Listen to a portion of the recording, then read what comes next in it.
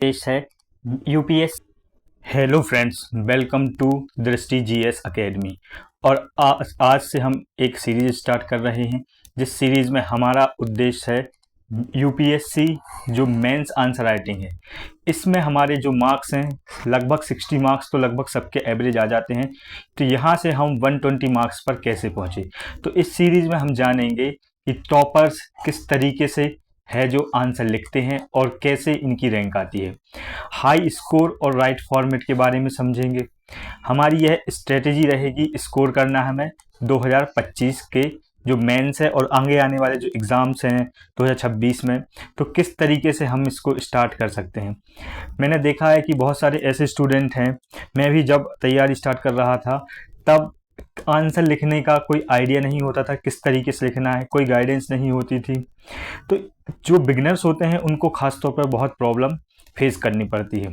लेकिन इस video series के माध्यम से हम यहाँ पर जानेंगे कौन कौन सी वर्ड टिप्स हैं जो जानना ज़रूरी है, फॉर्मेट कैसा रखना होगा, 250 वर्ड्स की जो लिमिट रहती है वह कैसे अचीव की जाए, साथ ही जो स्ट्रक्चर है उसको कैसे बनाना है। तो चलिए शुरू करते हैं इस वीडियो को। इस वीडियो सीरीज़ के एंड में हम जो शक्ति दुबे मैम है इनकी कॉपी है, इनको एवेल्यूएट करेंगे। साथ ही और जो टॉपर्स हैं उनकी भी हम यहाँ पर कॉपी एवेल्यूएट करेंगे ताकि हमें क्लियर कट आइडिया लग सके कि टॉपर्स किस तरीके से अपने आंसर लिखते हैं। चलिए शुरू करते हैं। देखिए, आपको अगर किसी भी एग्ज़ाम की तैयारी करनी है, कुछ भी स्टार्ट करना है, तो आपके पास डाटा होना ज़रूरी है। आपको डाटा का एनालिसिस करना आना चाहिए। ठीक है, तो हम यहाँ पर पहले देखेंगे कि किस तरीके से टॉपर्स के मार्क्स हैं जो पिछले 5 साल में, वह एवरेज मार्क्स कितने रहे हैं। ठीक है, यहाँ पर अगर आप देखेंगे तो यूपीएससी का जो पेपर है इसमें सेक्शन ए और सेक्शन बी में हम इसको डिवाइड करें। ठीक है, तो सेक्शन ए में 10 क्वेश्चन आते हैं, सेक्शन बी में भी 10 क्वेश्चन आते हैं, टोटल 20 क्वेश्चन आते हैं हमारे जीएस फर्स्ट से लेकर फोर्थ तक के जो पेपर होते हैं 4 इनमें। अब जो सेक्शन ए में 10 मार्क्स के जो क्वेश्चन आते हैं उनको हमें 150 शब्दों में लिखना होता है और प्रत्येक क्वेश्चन पर 10 अंक अलॉट होते हैं। वहीं पर अगर बात की जाए सेक्शन बी की, तो यह 250 वर्ड में लिखना होता है आंसर, और इस क्वेश्चन के आंसर पर हमें 15 अंक मिलते हैं। टोटल 250 मार्क्स का पेपर हमारा होता है जिसमें 20 क्वेश्चन हमें करने रहते हैं, वो भी टाइम लिमिट के अनुसार। ठीक है, फिर अगर देखा जाए तो जीएस में 250 मार्क्स हो रहे हैं। ठीक है, ऐसे में 2 क्वेश्चन आते हैं, 2 ऐसे हमें लिखना रहता है। प्रत्येक ऐसे के क्वेश्चन पर हमें 125 अंक मिलते हैं। टोटल 250 अंक का ऐसे का पेपर भी होता है। फिर उसके बाद ऑप्शनल के 2 पेपर होते हैं, प्रत्येक ऑप्शनल का पेपर 250 अंक का होता है। टोटल इसमें 500 अंक होते हैं। अगर हम इन सभी 7 पेपर को मिला दें तो 1750 अंक का हमारा मेंस है यह होता है। इसी से हमारी रैंक डिफाइंड होती है। तो इन 7 पेपर में हमें अच्छा स्कोर करना रहता है। चलिए अगर आगे बढ़कर देखें तो हम यहाँ पर 2024 से लेकर 2020 तक के जो टॉपर्स रहे हैं इनके मेंस के मार्क्स देखें तो आपको पता चलेगा कि कितने मार्क्स एवरेज यहाँ पर आ रहे हैं।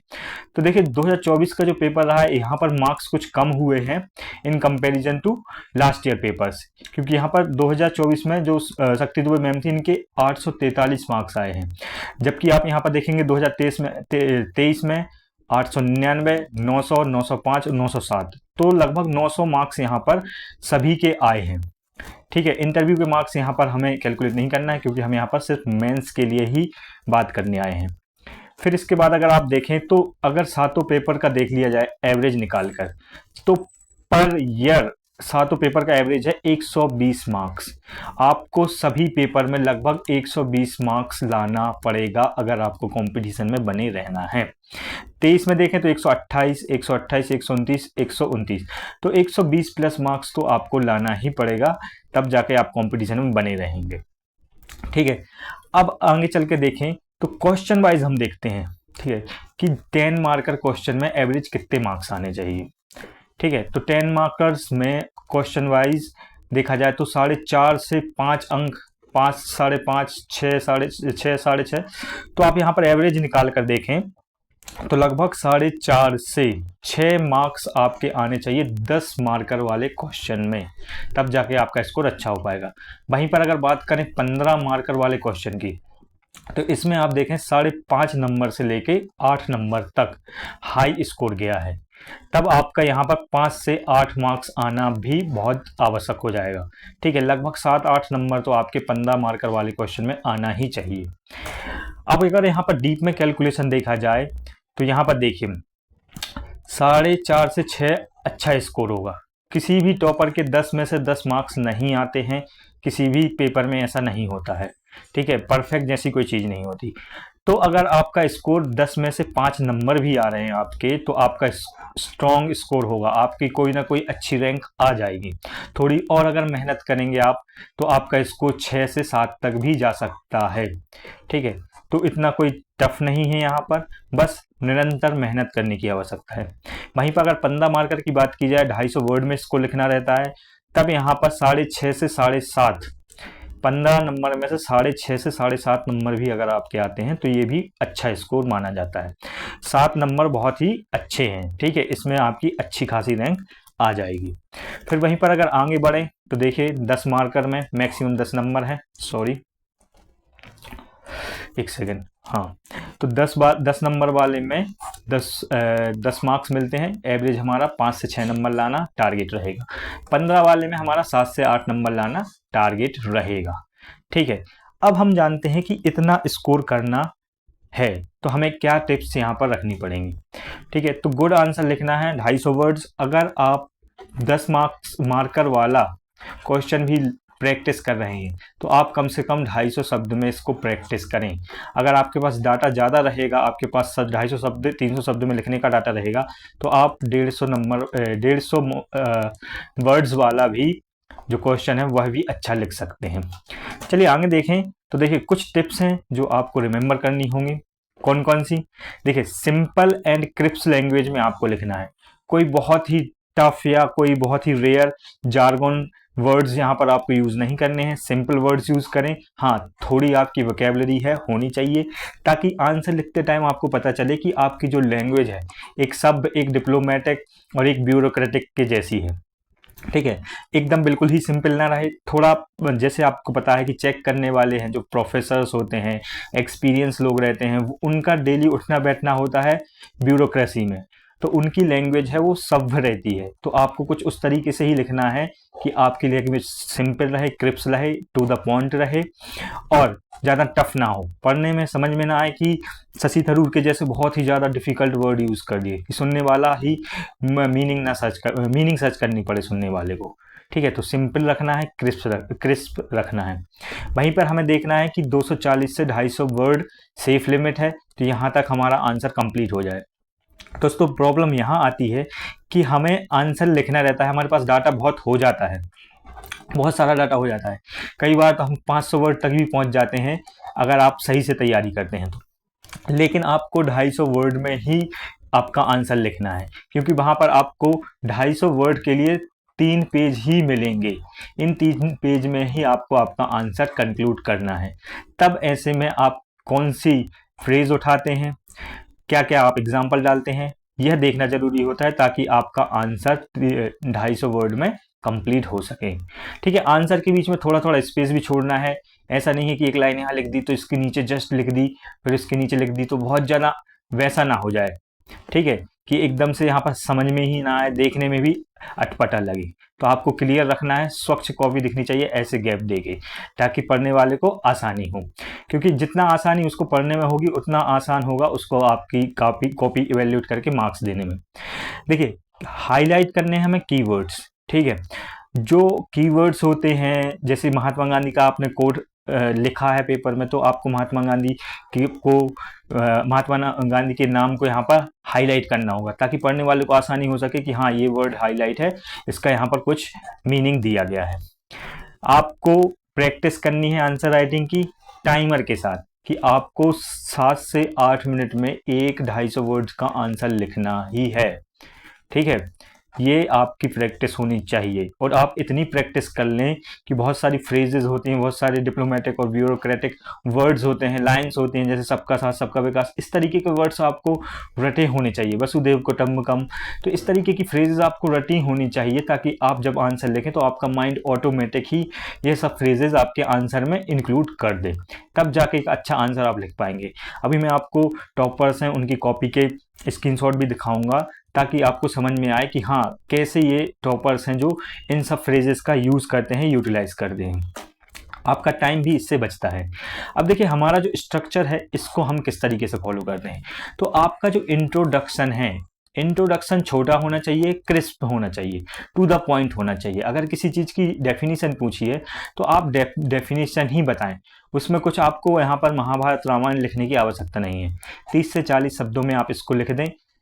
की टर्म्स हैं, रिलेवेंट फैक्ट्स हैं, इनको आप यहाँ पर बता दें। जैसे सस्टेनेबल डेवलपमेंट की डेफिनेशन है तो यूएन ने क्या डेफिनेशन दी है, ठीक है, यूएन को आप हाईलाइट करें, डेफिनेशन लिख दें, बस इतने में आपका इंट्रोडक्शन हो जाएगा। छोटा ही इंट्रोडक्शन रखना है, आप अपना इंस्टेंस मेंटेन करके यहाँ पर चलें, ठीक है। फिर बॉडी को हमें बड़ा रखना है। अगर हमारा इंट्रोडक्शन और कंक्लूजन छोटा रहेगा तो हम बॉडी में हमारे जो पॉइंट है वह यहाँ पर क्लियर ही डिफाइन कर सकते हैं। हेडिंग यूज कर सकते हैं, बुलेट पॉइंट्स डाल सकते हैं, शॉर्ट पैराग्राफ, जैसे कि मैंने कहा फ्रेजेस होती हैं, शॉर्ट पैराग्राफ होते हैं, या आपको याद ही हो जाने चाहिए ताकि आप अपने आंसर में इजीली इनको कोट कर सकें। ऑल एस्पेक्ट कवर करने, अगर कोई क्वेश्चन दिया गया है तो इसकी जो बेनिफिट है वह है, उसके जो नुकसान है वह है, यह दोनों आपको बताने हैं। साथ ही साथ वे फॉरवर्ड भी आपको लिखना है, ठीक है। लॉजिकल जो क्वेश्चन होते हैं इनके सारे एस्पेक्ट यहाँ पर कवर होने चाहिए।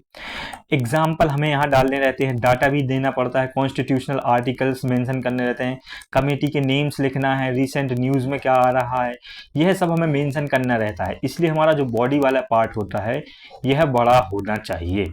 इसके लिए हमें इंट्रोडक्शन और कंक्लूजन को छोटा रखना है, ठीक है। कंक्लूजन को हम सम अप कर देंगे, वे फॉरवर्ड लुकिंग कर देंगे, बैलेंस्ड अप्रोच रखेंगे, एक बैलेंस्ड वैल्यू बेस्ड कंक्लूजन हम यहाँ पर रखेंगे ताकि पढ़ने वाला जब यहाँ पर आपकी कॉपी चेक करता है तो वह देखता है कि कंक्लूजन में क्या लिखा गया है।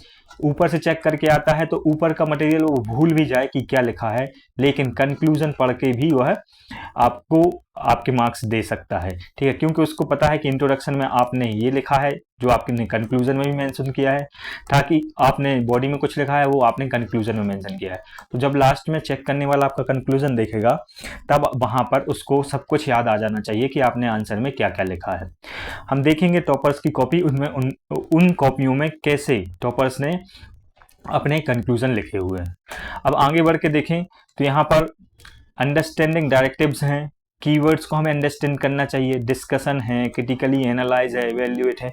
इस पर एक अलग से ही वीडियो मैं बनाऊंगा तो आप वो जरूर देखें कि किस वर्ड का क्या मीनिंग है और किस वर्ड से हम किस तरीके का आंसर लिख सकते हैं, ठीक है। क्वेश्चन को हमें ब्रेक करना रहता है इनटू सब पार्ट्स। मेंटली हम जब क्वेश्चन पढ़ते हैं तो हमें ब्रेक करना है कि हम इंट्रोडक्शन में इतना ही लिखेंगे, बॉडी में मैं ये पॉइंट डालूंगा, फिर कंक्लूजन में और वे फॉरवर्ड में ये लिखूंगा। तो कुछ इस तरीके से आपका दिमाग चलना चाहिए कि आप पढ़ते ही क्वेश्चन को एनालाइज कर दें कि मुझे कुछ इस तरीके से आप अपना आंसर लिखना है, ठीक है। आगे बढ़ के देखें तो ये यहाँ पर हमारी स्लाइड खत्म हो चुकी है। अब आगे हम जो टॉपर्स हैं उनकी कॉपी का एनालिसिस करेंगे जो कि हम नेक्स्ट वीडियो में करेंगे। अभी के लिए इस वीडियो में इतना ही।